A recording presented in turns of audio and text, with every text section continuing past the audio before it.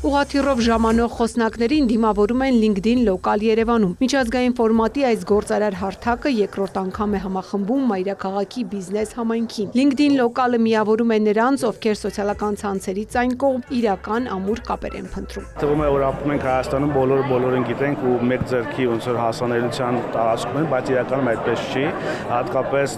ավելի բազմազբաղ մարդկանց համար։ Հիմա մենք մի քանի 100 բազմազբաղ մարդկանց հավաքագրել ենք միտեղ, որպեսզի լրացուցիչ սիներգիա ստեղծենք։ Այս տարի եւս մասնակիցները նոր ծանոթություններ են հաստատում, մասնակցելով տարբեր ձևաչափերով քննարկումների եւ ներկայացնելով իրենց հնարավորությունները։ Կրկին ընտրվել են փորձառու մենթորներ, իսկ այս տարվա նորույթը դիվանագետների ներկայությունն է։ Միջոցառմանը մասնակցում են ԱՄՆ-ում, Չեխիայում, Բելգիայում եւ Իսպանիայում Հայաստանի դեսպաններն ու տնտեսական հարցերով ներկայացուցիչները։ Ուզում ենք հայ գործարարին հնարավորություն տալ առանց բյուրոկրատական քաշքշուկների հնարավորություն ունենալ ուղիղ հենց կենտրոնի շփում ունենալ դիվանագետի հետ, դեսպանի հետ։ LinkedIn-ում անձնական բրենդի ձևավորման եւ դրա արդյունավետ ներկայացման մասին խոսեց Գոռ Կարապետյանը, իսկ համակարգային բանակցությունները որպես ամուր եւ երկարաժամկետ գործարար կապերի հիմք ներկայացրեց Էմիլ Կրոյանը։ Ցանկացած միջավայրում խումբ մարդիկ կանգնում են եւ շփվում են այն մարդիկ, ովքեր որ մինչ այդ եւս ծանոթ են եղել,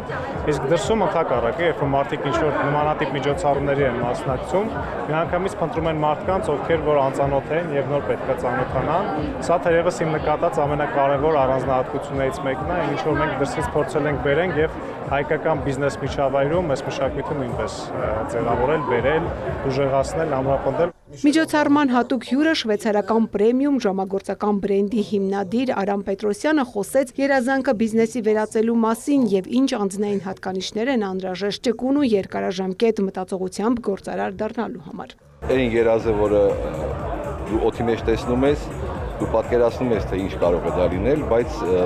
երբ արդեն փորձում ես դարձնել պրոդուկտ եւ փորձում ես իրեն դարձնել բիզնես պրոդուկտ, դա բավականին երկար ճանապարհ է եւ իմ փորձի արդյունքում կան գործիքներ,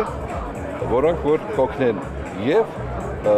այսօր այստեղ ներկա գտնվող մարդկանց եւ նաեւ ապագայում օգնելու է մեր ընկերությանը։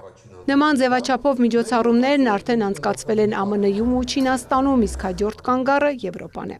Ծաղկանուշ Միրզոյան, Ռաֆիկ Սողոմոնյան, լուրեր։